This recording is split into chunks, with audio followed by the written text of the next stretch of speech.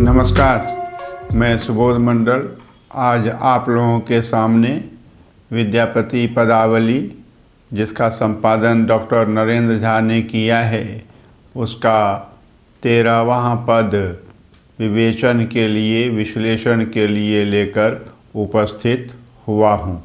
13वां पद जो है इस प्रकार है।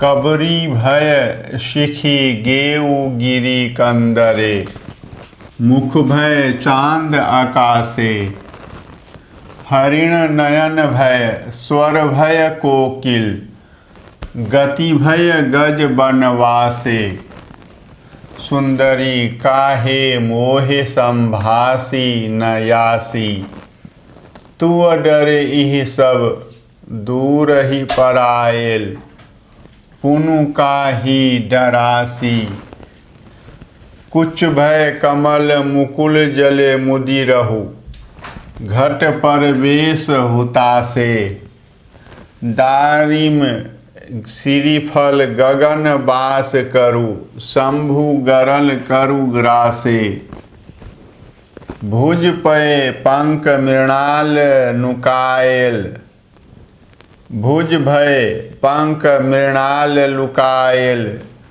कर भय किसलय कांपे, विद्यापति कह कत कत ऐसन, कहब मदन पर तापे। इस पद को समझने के पहले कुछ शब्दों के अर्थ जान लेने से अच्छा रहेगा। कबरी केश राशि, शिखी मयूर मोर, गिरी पर्वत, कंदरा गुफा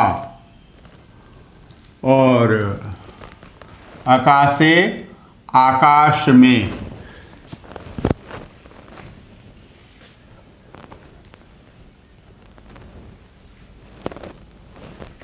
मोहे मुझसे, संभासी संभाषण करती हो, यासी जाती हो, या धातु से जो जाने के अर्थ में है, यासी क्रिया। तू तुम्हारे, डरे डर में, डर से, दूर ही दूर, परायल पलायन कर गए, भाग गए, पुनु फिर, काहि क्यों, डरासी डराती हो। कुछ पूर्वजों को कहते हैं। मुकुल अविकसित रूप को कहते हैं। कली को कहते हैं या मंजरी को कहते हैं। जले जल में, मुदी मतलब संकुचित होकर, संपुटित होकर, रहू रह गया, घट घड़ा, प्रवेश प्रवेश, हुताशे अग्नि में, आग में, दाड़िम अनार के दाने, श्रीफल श्रीफल, बेल, गगन आकाश, बास करू निवास करने लगा, शंभु शिव, गरल मतलब विष, करू किया, ग्रासे ग्रास कर लिया, भुज भुजा, भय भय से, पंख मतलब कीचड़, मृणाल कमल की नाल, लुकायल छिप गया, छुप गया, कर भय कर हथेली, हथेलियों के भय से किसलय पल्लव कांपे, कांपने लगे। विद्यापति विद्यापति कहते हैं कत कत कितने कितने ऐसन इस प्रकार की कहब मदन परतापे। कहब कहूँ, मदन मतलब कामदेव, परतापे प्रताप से। इस पद में कविवर विद्यापति ने नायिका के अपूर्व रूप सौंदर्य का वर्णन किया है और उसके उस अपूर्व रूप सौंदर्य से प्रकृति में क्या क्या घटनाएं घटी हैं इसका सजीव चित्रण कविवर ने अपने इस पद में किया है। पहले कुछ महत्वपूर्ण तथ्यों को समझ लें, विशेषकर उपमान और उपमेय को समझ लें।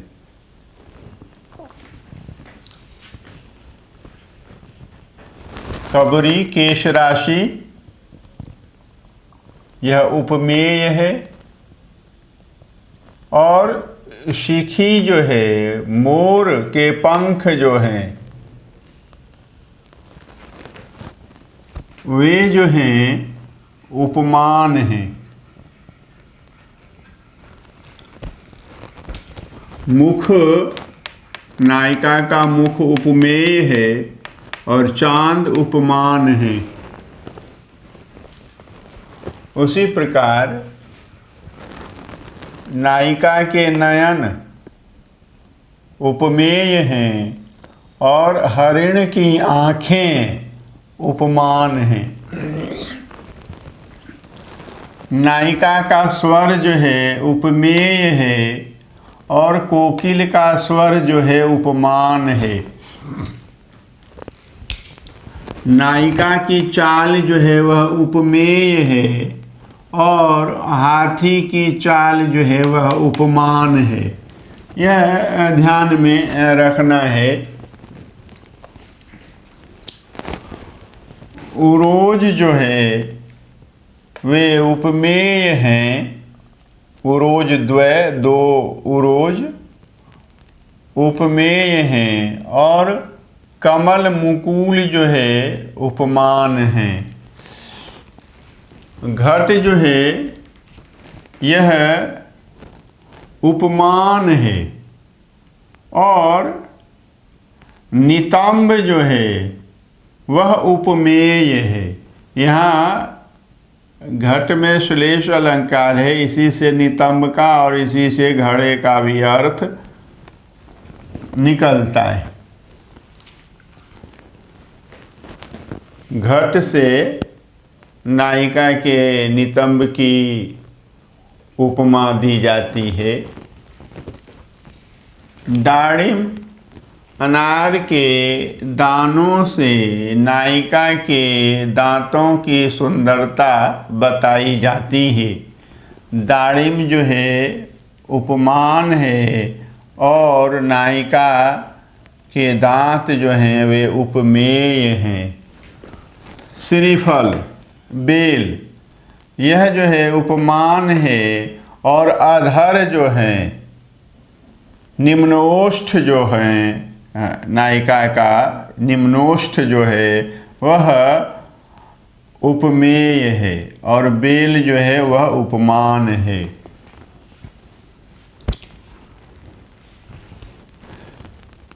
नायिका का सर्वांग पूर्ण सौंदर्य वह उपमेय है और शिव जी का सौंदर्य जो है वह उपमान है।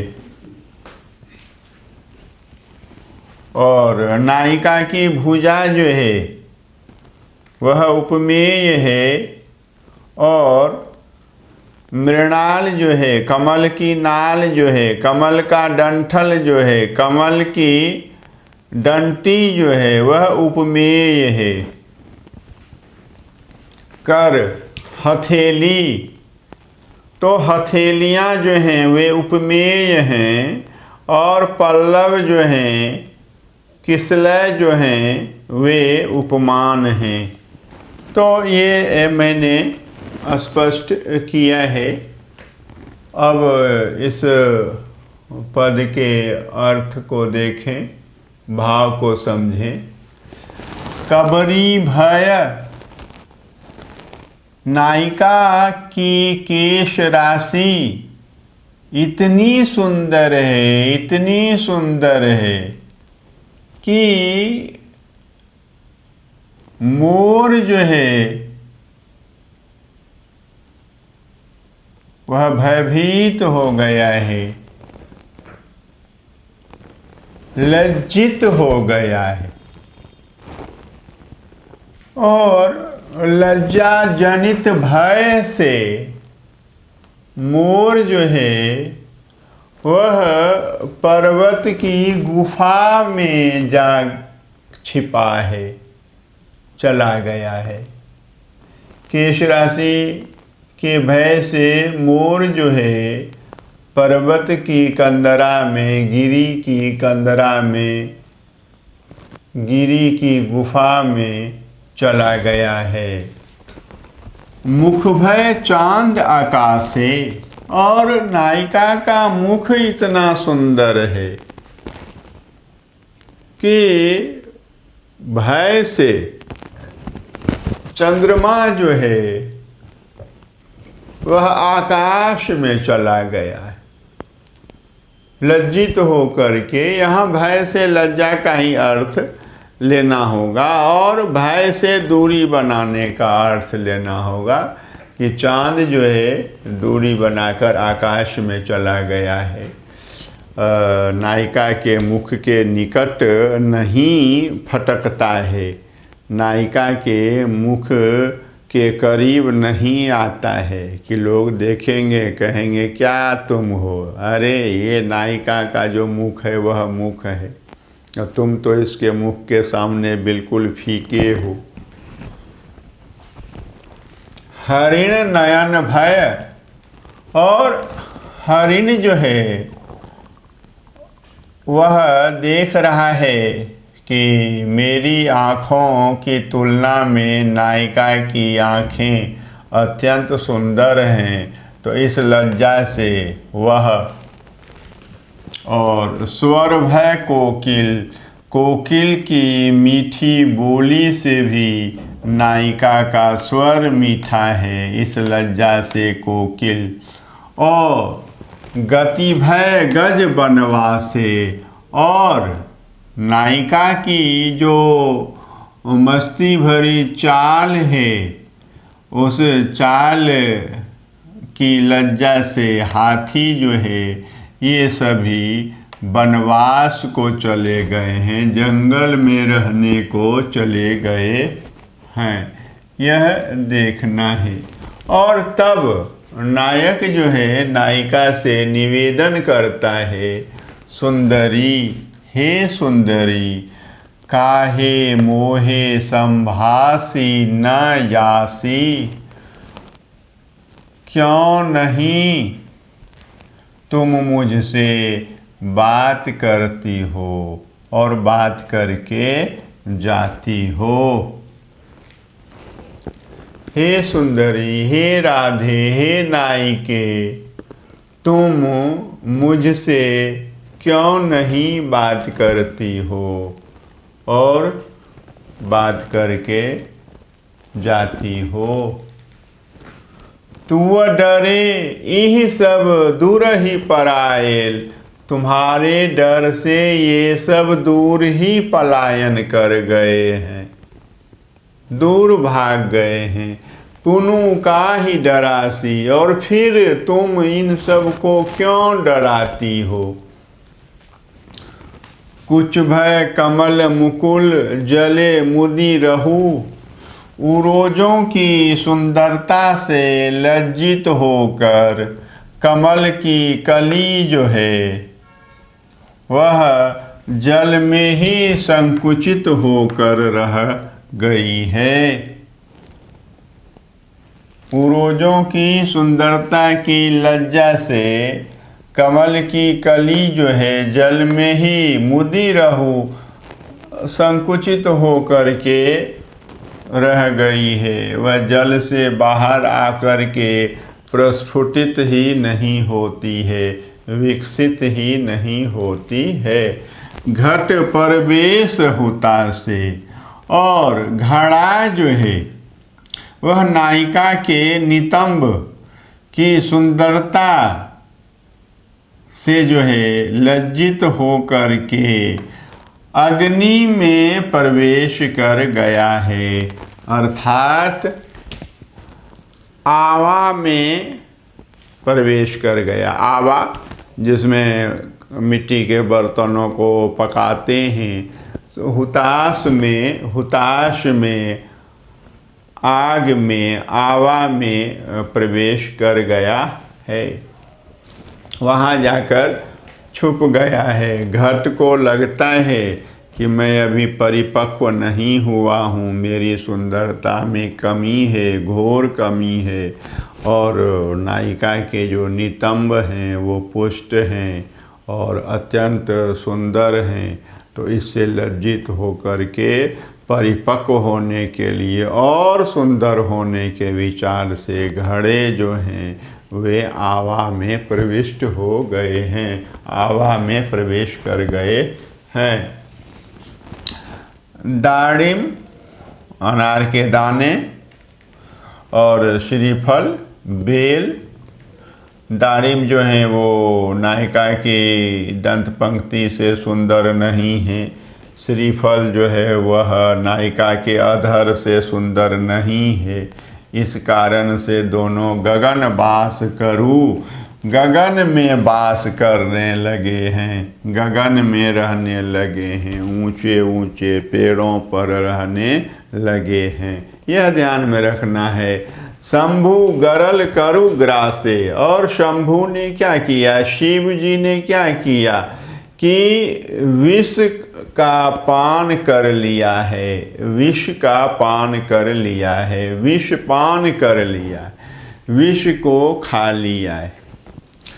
नायिका के सर्वांग सुंदर रूप के समक्ष, नायिका के सर्वांग सुंदर रूप के सामने शिव जी को अपना रूप न्यूनतर प्रतीत होता है, अल्पतर प्रतीत होता है, अनाकर्षक प्रतीत होता है, आकर्षण विहीन प्रतीत होता, और इसी से खिन्न होकर उदास होकर शिव जी ने क्या कर लिया है कि विषपान कर लिया है। भुजभय पंक मृणाल, और मृणाल जो है कमल की नाल जो है, कमल की डंठल जो है वह नायिका की भुजा के भय से, उससे लज्जित होकर के पंख में कीचड़ में लुकाएल छिप गया है। कर भय किसलय कांपे, कर के भय से यानी हथेलियों की सुंदरता से लज्जित होकर के जो है कोमल नवल पल्लव कांपने लगे हैं। यह ध्यान में रखना है।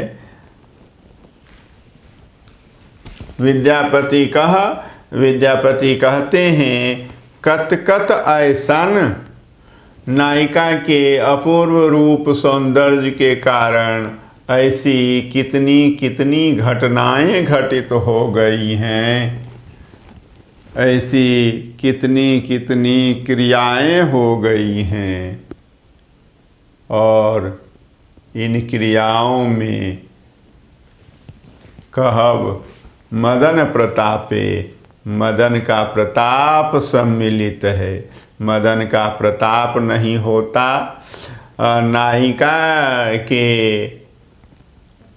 सौंदर्य की रचना में अगर मदन कामदेव के कौशल का योग नहीं होता, कुशलता का योगदान नहीं होता, तो फिर नायिका इतनी सुंदर नहीं होती और नायिका की ऐसी सुंदरता के कारण ये सब घटनाएं घट गई हैं और ना जाने ऐसी कितनी घटनाएं घट गई हैं।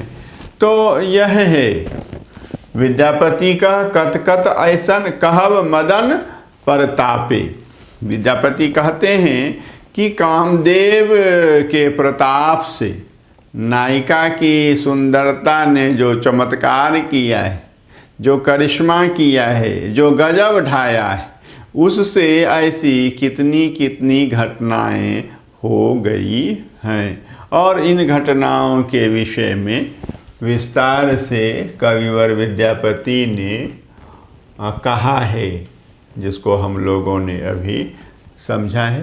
तो हम लोगों ने 13वें पद को समझा है और इस पद में नायिका राधा जो अपूर्व सुंदरी है, सर्वांग सुंदरी है, उसके अपूर्व रूप सौंदर्य का वर्णन विद्यापति ने अपनी कल्पना शक्ति, अपनी प्रतिभा के बल पर और फिर अपने कौशल से किया है।